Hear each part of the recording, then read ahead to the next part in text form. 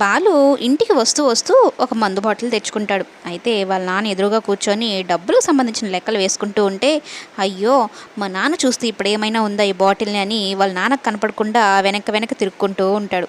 మీనా ఏమో కనిపెట్టేస్తుంది. కానీ మీనా నవ్వుకుంటూ ఉంటుంది. ఏమైందిరా, ఎందుకురా చెయ్యి వెనకాల పెట్టుకున్నావు అంటే ఇంకేదో సాకులు చెప్పేస్తాడు. మీనాకేమో నవ్వాగదు.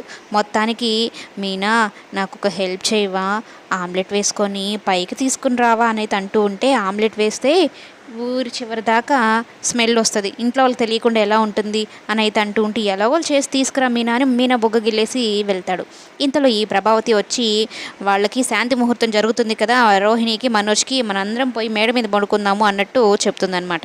అమ్మో మేడ మీదనా, ఈయనేమో ఇప్పుడే వెళ్ళి దుకాణం ఓపెన్ చేశాడు, ఇప్పుడు చూస్తే ఏమైనా ఉందా అని మీనా కంగారు పడుతూ ఉంటుంది. అలాగే రవి కానీ మౌనిక కానీ బాలు గురించి మొత్తం అర్థం చేసేసుకుంటాడు. వదిన ఆమ్లెట్ వేసుకుని వెళ్ళింది అంటే అన్నయ్య అక్కడ దుకాణం ఓపెన్ చేశాడని.